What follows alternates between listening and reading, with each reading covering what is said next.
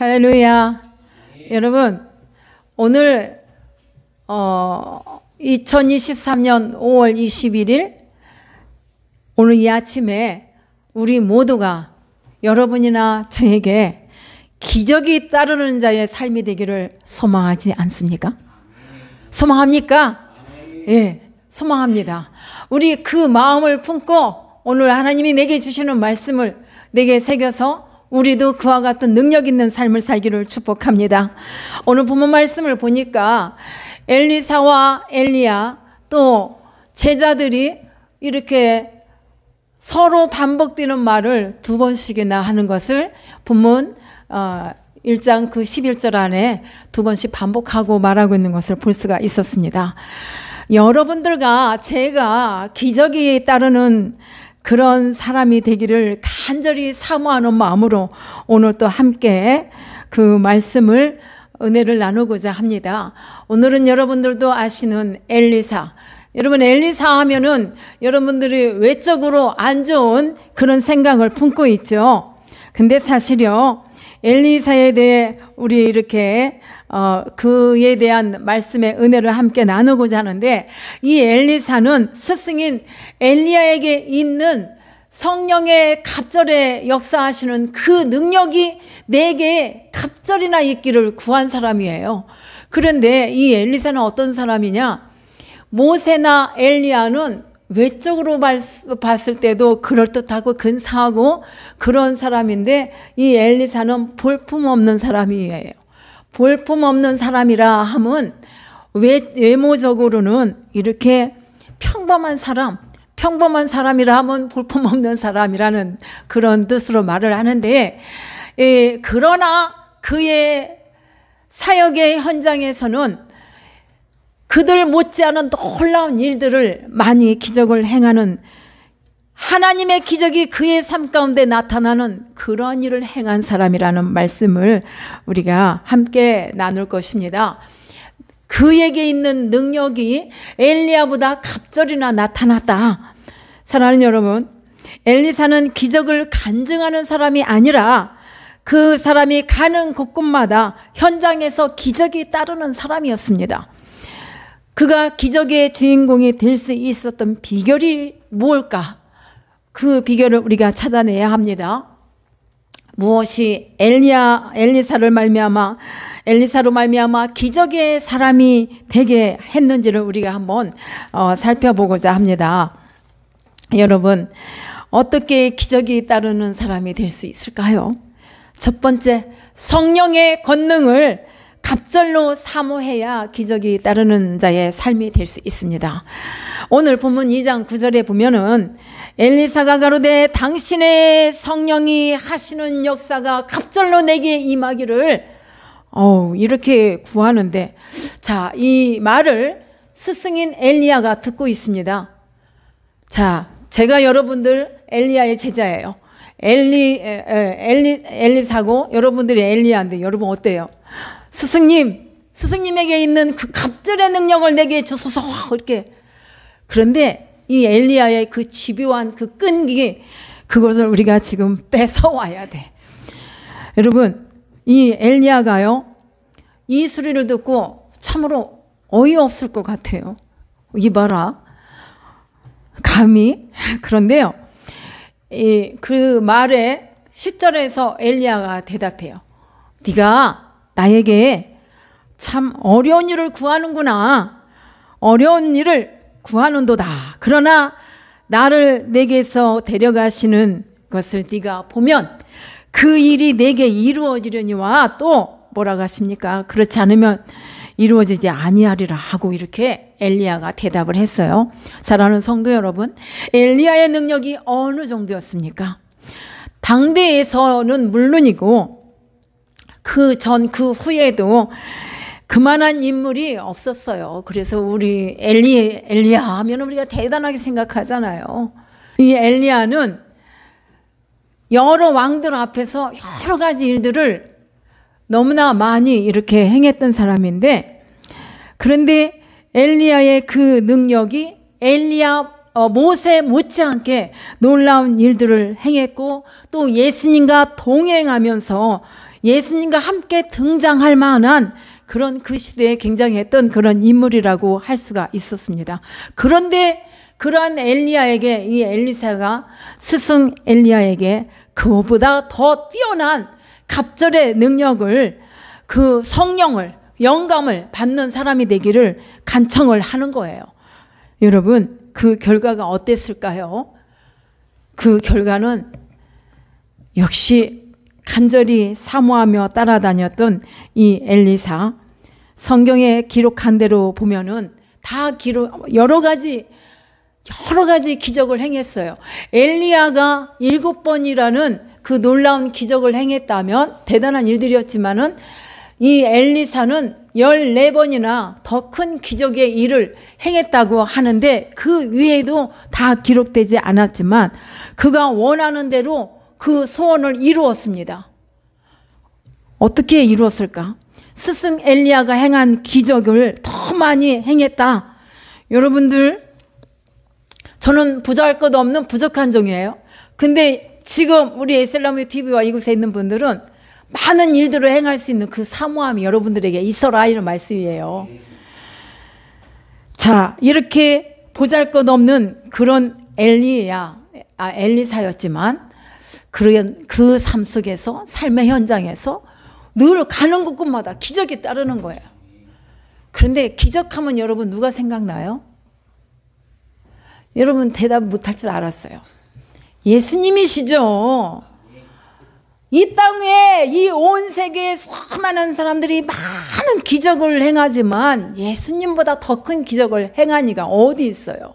기적의 사나이? 우리 예수 그리스도께서는 기적을 행하는 이 세상에서 누구와도 비교할 수 없는 그런 분이십니다. 왜 그러셨을까요?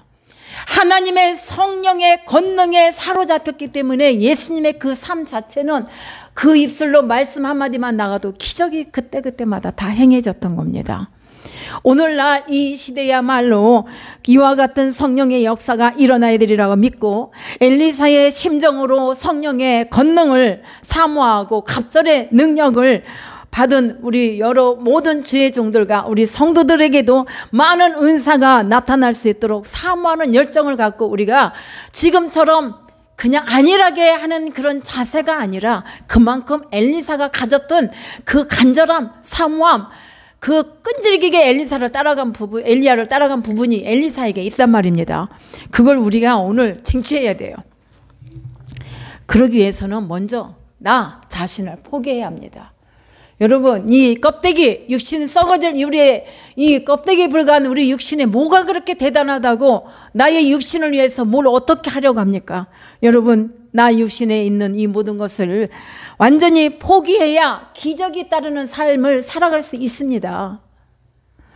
본문 2장 2절에 보면은 엘리야가 엘리사에게 이르되 청하건대 너는 여기 머물라 했어요. 왜 여기 머물라 했을까? 여러분, 그 다음 말이에요. 여호와께서 나를 지금 베델로 데려가신다. 여호와께서 살아계신가 당신의 영혼이 살아있음을 두고 맹세하노니 내가 당신을 떠나지 아니하겠나이다 하고 또 대답해요. 엘리사가 대단해요. 지금 한 번이 아닙니다. 그 다음에 6절에서 여호와께서 나를 지금 요단으로 보내신다고 말을 합니다.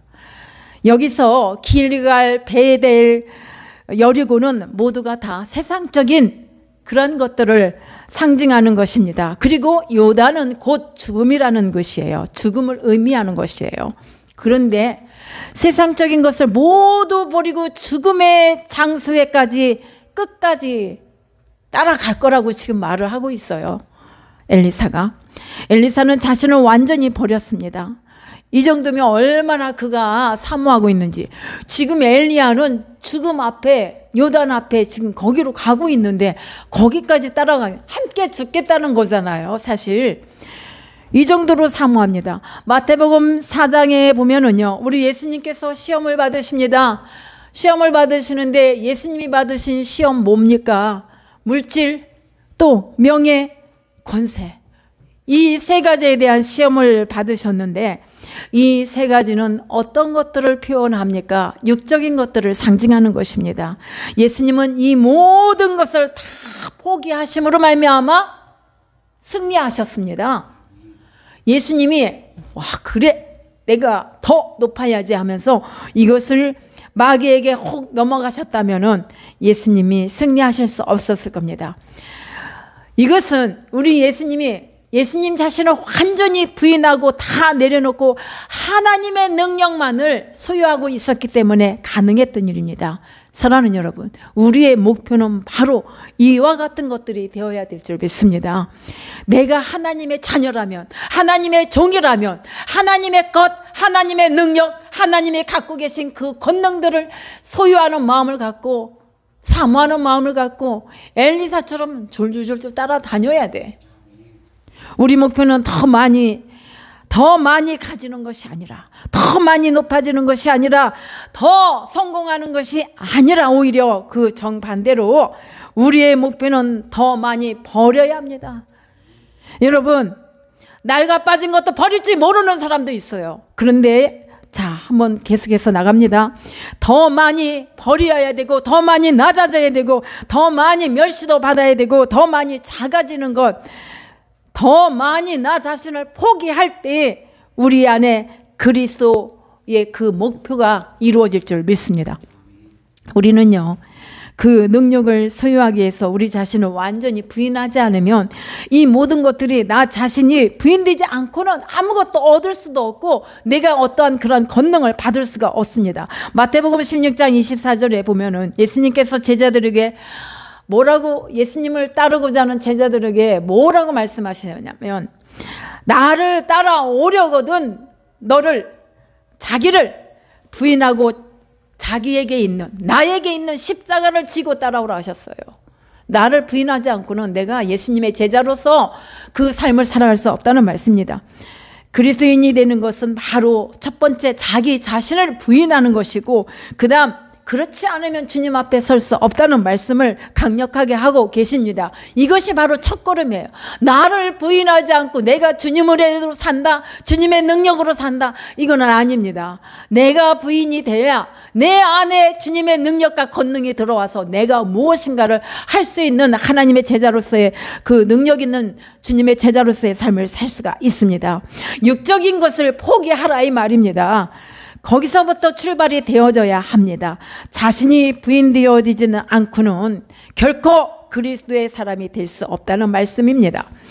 사랑하는 여러분, 바울 사도가 고백한 것처럼 세상의 모든 것들을 배설물로 여겼다.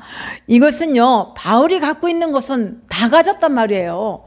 뭐 좋은 가정, 좋은 뭐 많이 배운 학문, 이 모든 것들 다 갖고 있었는데 빌립보서 3장 7절과 8절에 보면은, 그러나 내게 유익했던 이 모든 것을 내가 그리스도를 위하여 버려놓으라겠어요. 버리겠다고. 버리고 그 다음에 내가 전에 알고 있던 나의 학식, 나의 학문, 나의 지식이 최고로 여겼지만 이 또한 배설물, 똥으로 여긴다고 하는 말이에요.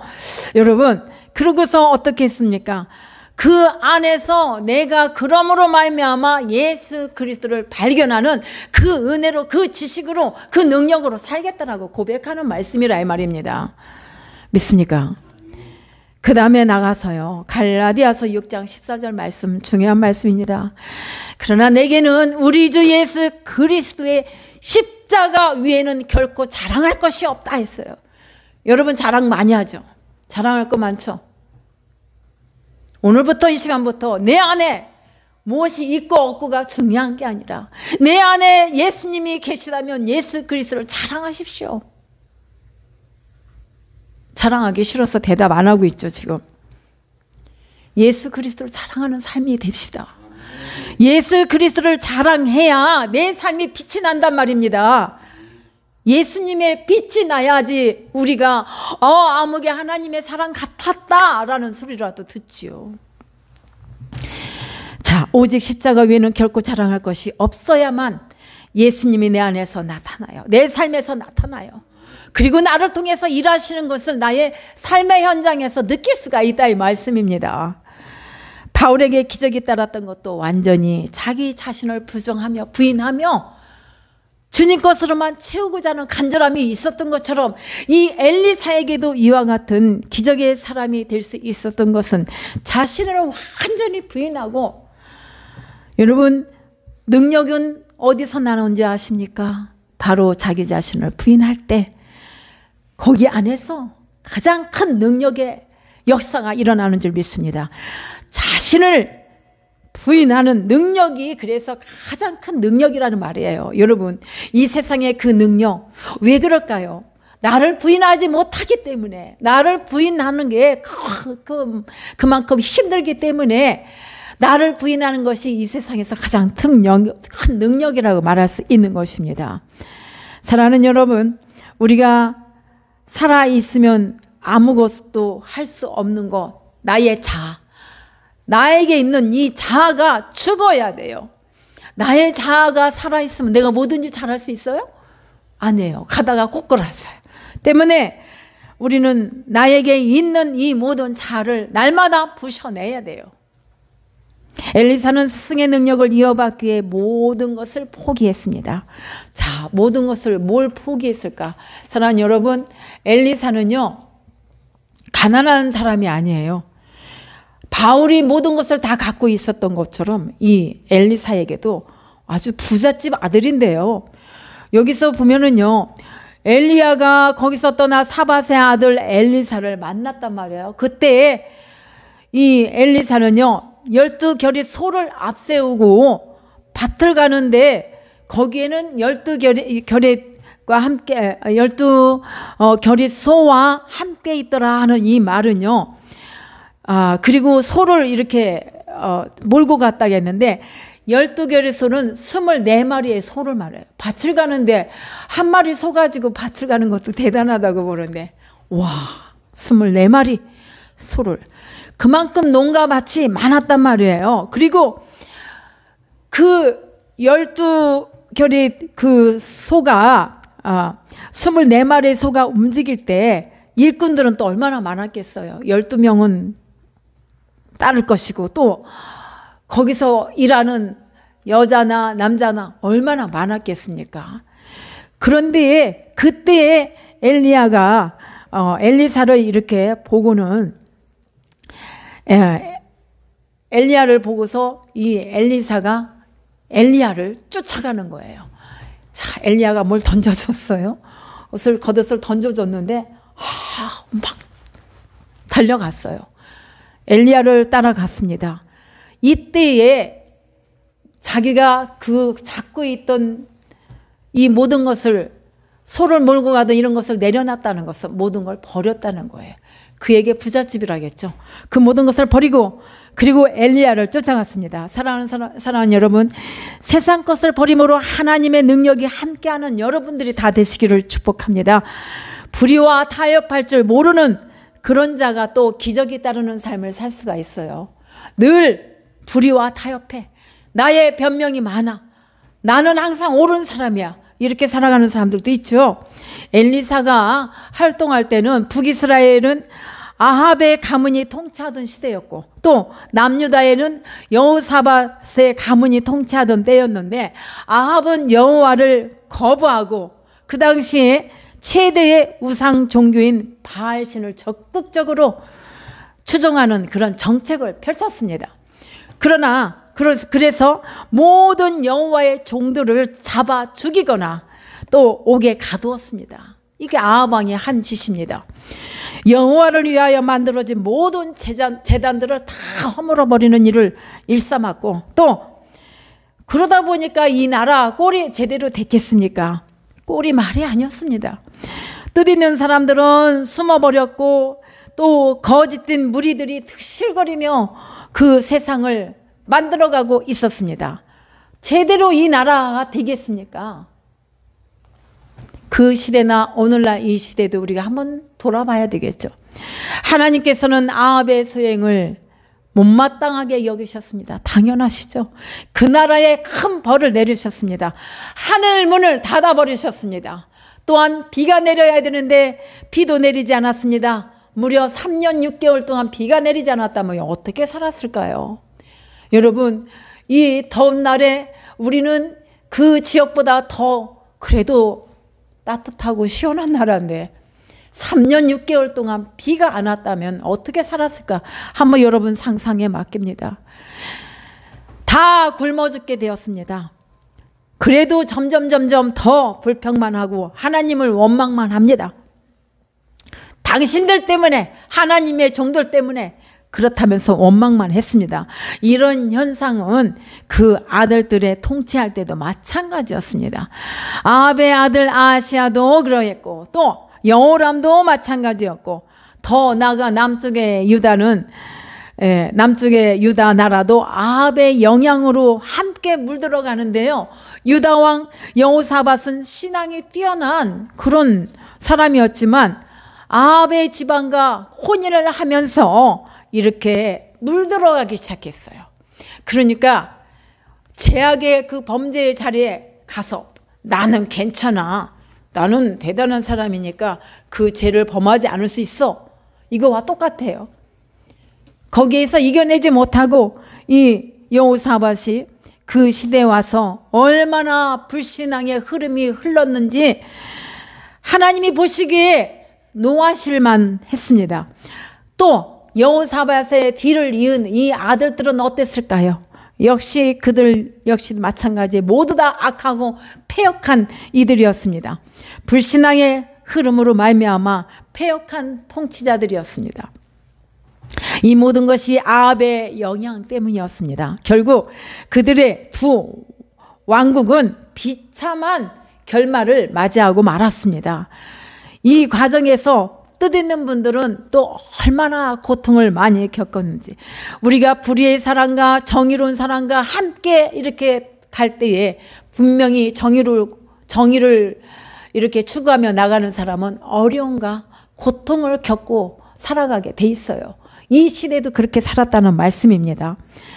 입이 있어도 말 한마디 못하는 벙어리 같은 자들, 눈이 있어도 제대로 된 것을 보지 못하고 귀가 있어도 제대로 된 소리를 듣지 못하는 이 시대에서 올바로 가는 사람들이 과연 얼마나 되었냐 이 말입니다. 그러다 보니까 이 나라는 패망할 수밖에 없는, 하나님의 진노하심을 피할 수 없는 그런 나라가 되었던 것입니다. 한마디로 거꾸로 가는 나라. 그렇다면 우리도 우리 나라를 위해서 우리가 먼저 성도들이 잘못된 것은 볼 수 있는 눈이 있어야 되고, 들을 수 있는 귀가 있어야 되고, 말할 수 있는 입이 있어야 된다고 봅니다. 의로운 사람보다 불의한 사람이 더 인정받는 시대가 되면은 나라가 거꾸로 가서 패망할 수밖에 없습니다.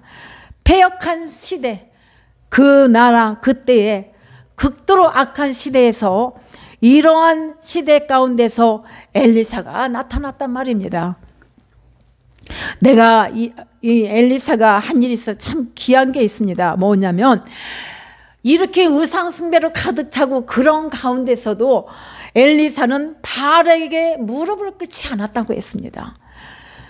무릎을 꿇지 않은 사람 중에 한 사람이었는데, 열왕기상 19장 18절에 보면 내가 이스라엘 가운데 7,000명을 남기리니 다 무릎을 바알에게 꿇지 않는다고 이렇게 말을 하는데, 바알에게 또 입맞추지도 않겠다고 이렇게 말을 고백을 합니다.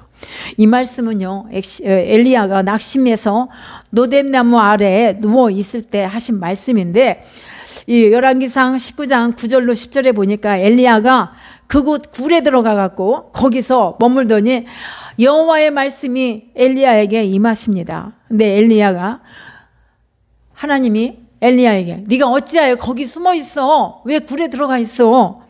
무섭거든요. 왜냐? 하나님의 종들이고 선지자들이고 다 가두고 죽이고 이러니까 살아남을 자가 없어요. 그래서 무서워 덜덜 떨고 굴에 들어가 있었던 것입니다.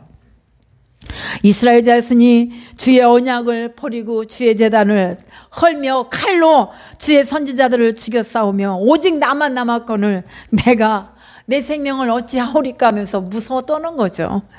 엘리야는 후계자도 없이 자기 혼자만 남은 줄 알고 낙심했는데, 자기를 이어 더 큰 역사를 일으킬 사람이 있음을 미처 알지 못했었다 이 말이에요. 엘리사가 있다는 걸 몰랐던 거야. 그렇게 죽음의 그 순간까지 따라다니면서 나에게 좀 주세요. 그런데 7,000명을 남겨두었다는 것은 사실 엘리야 한 사람을 두고 하는 이야기가 마찬가지예요. 엘리야 한 사람, 그가 7,000명이나 마찬가지로 합니다. 즉 엘리사를 통하여 일어난 많은 주의 종들을 상징한다고 볼 수 있다는 말씀입니다. 그렇기 때문에 엘리야의 성공은 다른 데 있지 않고 자기보다 더 큰 역사를 일으킬 수 있는 후계자를 얻은 것이라 이 말입니다. 자기는 그렇게 한지도 몰랐어. 자기 혼자만 남았다고만 생각했습니다. 자기 혼자 큰일 하는 것도 중요하지만 자기보다 훌륭한 일꾼을 만들어내는 일은 이 시대에 더 중요하다고 봅니다. 그것이 큰 성공입니다. 그렇게 악한 시대에서 엘리사 같은 일꾼이 탄생했다고 하는 것은 정말 놀라운 성과죠. 그런 상황 속에서 바알에게 무릎을 꿇지 않고 보통 이게 어려운 일이 아니에요. 바알에게 무릎을 꿇지 않았다. 이 아합 왕의 그 악한 여호사밧이고 이들의 악한 그 소행 속에서 이 엘리사가 대단하죠.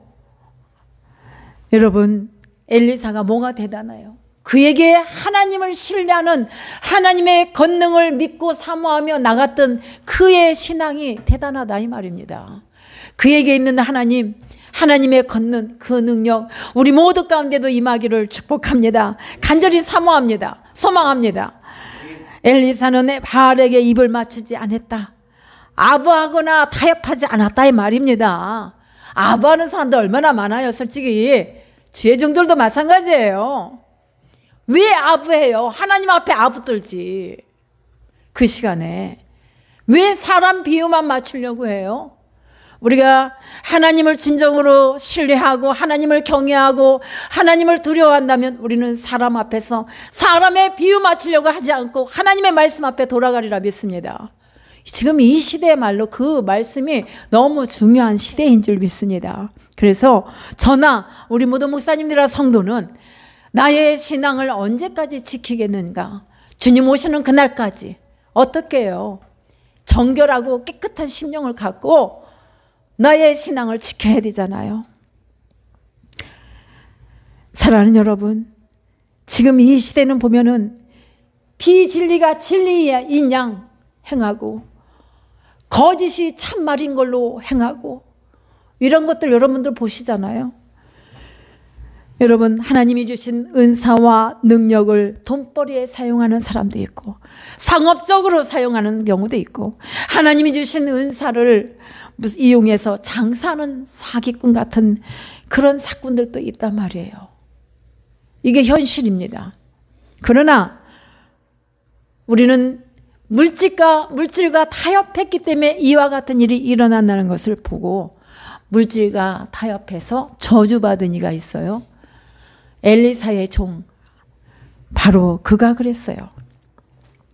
여러분, 우리는 그에게만, 엘리사의 종만 그렇게 물질과 타협해서 망하는 것이 아니라 우리도 마찬가지예요.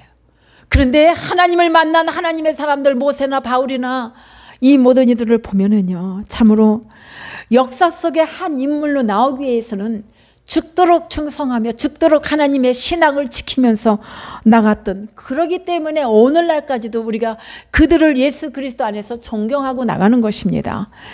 여러분, 사랑하는 여러분, 우리가 인기 위주로다가 인기를 내가 인기 받기 위해서 살아가는 것이 아니라, 여러분, 나는 없고 하나님 편에서 살면요, 누가 나를 인정해 주지 않아도 주님이 아시면 족합니다. 주님 한 분만으로 나는 만족해.